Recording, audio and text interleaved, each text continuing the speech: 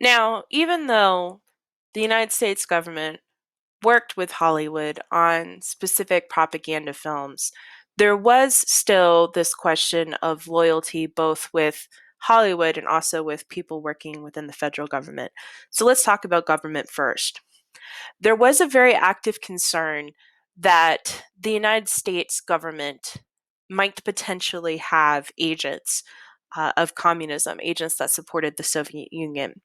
So in 1947, while Truman was president, a loyalty review program started in the United States looking at government employees, employees specifically of the federal government, and trying to determine whether any of these employees were communists or LGBTQ.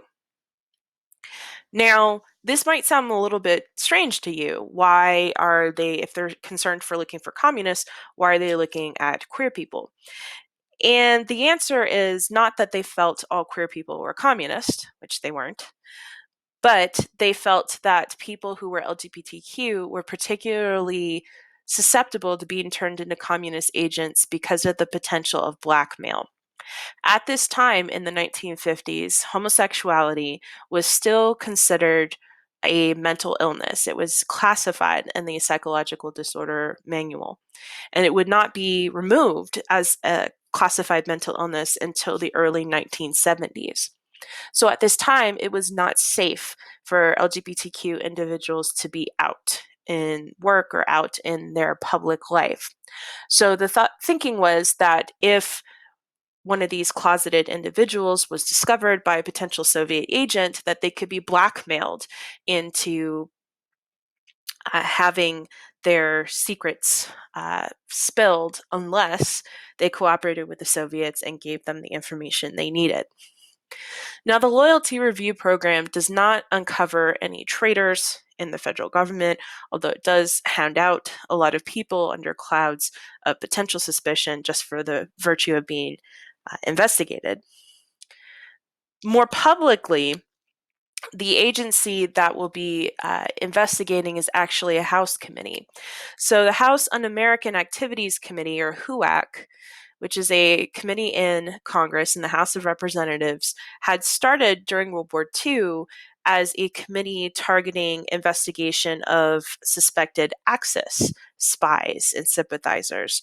But with the start of the Cold War, HUAC's mission shifts over looking at suspected communists, not only in government, but in all areas of life. HUAC starts to get more public notice when they go after Hollywood. Particularly, the allegation is that Hollywood is full of people with left leaning politics.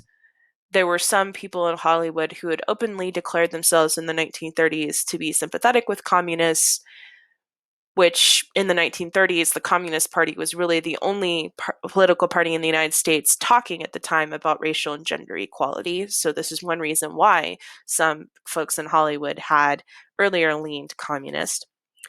So, we start hearing Hollywood figures being asked to come and testify starting in 1947. So, HUAC called before their hearings people like Walt Disney and the then president of the Screen Actors Guild, a young actor named Ronald Reagan, who we'll talk about later, much later when we get to the 70s and 80s. But basically, these trials were asking whether these people themselves had ever been affiliated with the Communist Party or expressed sympathy, but also asked them to name names. Did they know anybody who they had worked with, they were friendly with, who had expressed possible support for the Communist Party? And a lot of people cooperated because they were genuinely afraid of what would happen if they didn't. And in fact, a cautionary tale is that of the Hollywood 10. So the Hollywood 10 were 10 of these folks from Hollywood who were folks like screenwriters, producers, who refused to name names. They argued that the proceedings were a gross violation of American civil liberties under the First Amendment by basically targeting people for freedom of expression.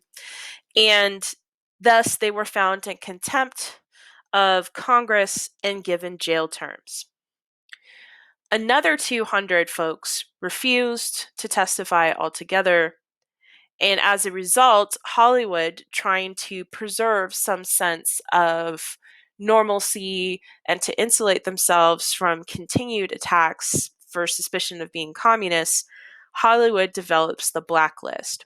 So the blacklist was a list of people who had refused to testify in Congress and cooperate with the Hollywood hearings before HUAC, or people who had ever expressed affiliations or sympathies with the Communist Party. Being put on the blacklist meant that you were no longer allowed to work in Hollywood. Basically, people would not hire you if your name was on the list because they did not want to be affiliated with somebody who was suspected to be a communist or sympathetic to communists. Even though Hollywood makes a great target, especially for publicity in the burgeoning medium of television, there is more concern about the real damage that can be done with spies with working within the government. And even though there had already been that loyalty review program, there is concern as we get into the 1950s that was not a sufficient investigation, that there are still spies, Soviet spies, within the government. So one of these suspected spies whose hearing before Congress, an eventual trial, will catapult a young politician named Richard Nixon to national prominence is Alger Hiss.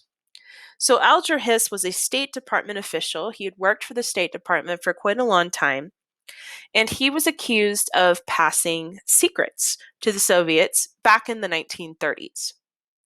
So again, not actively, but back in the 1930s, he's accused of passing secrets to the Soviets. So he is brought before Congress. He is asked to testify about all of this. At one point, Congress gets a hot tip that there's some evidence against Alger Hiss and his that could potentially incriminate him for passing secrets. And they go to follow this tip, and it leads them to a pumpkin patch on a farm where they find documents in a hollowed out pumpkin, leading these evidence to be dubbed the Pumpkin Papers accordingly. Now, Hiss was never arrested for espionage. The evidence on that was not conclusive. However, he was investigated and eventually sent to prison on charges of perjury. His most dogged prosecutor in these hearings was Richard Nixon, an up and coming politician whose prosecution of Hiss will elevate him to a vice president candidate in an upcoming election. But Hiss was, again, never definitively proven to be a Soviet spy. After the end of the Cold War in the early 1990s, there was some attempt by historians and scholars of the Cold War to look at Soviet sources for the first time, now that the Cold War was ended. And even then, the evidence against Hiss remains inconclusive. So we really don't have hard evidence to completely clear Alger Hiss of the charges of espionage, but nor do we have evidence to damn him and say that he was a Soviet spy. On the other hand, we do have a little bit more clarity today on another famous case of espionage from the early 1950s, the Rosenbergs. So Julius and Ethel Rosenberg were a Jewish couple who had openly identified themselves as communists, and they were arrested and accused of passing atomic secrets to the Soviets. Now, how could this be? Well, Ethel Rosenberg's brother had worked at Los Alamos, so the head of the atomic project. So the accusation was that through her brother, Julius and Ethel had smuggled atomic secrets to the Soviets, and that was one of the reasons why the Soviets had managed to so quickly develop their own atomic bomb in 1949.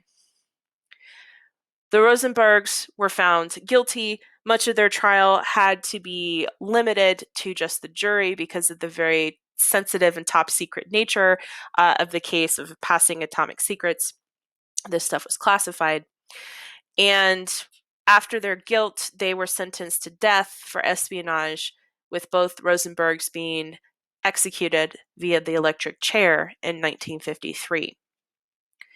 Again, following the collapse of the Soviet Union in the early 90s and records from the Soviet Union being more accessible to Western historians, there was an attempt to look at the Rosenbergs and determine were they really guilty of espionage.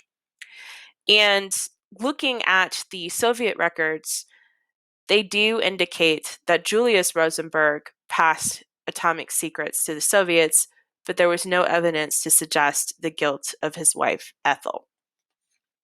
It also came out much later that there were other Soviet spies in the atomic facilities that were unknown at the time widely, whereas the case of the Rosenbergs was a very public example of Soviet spies.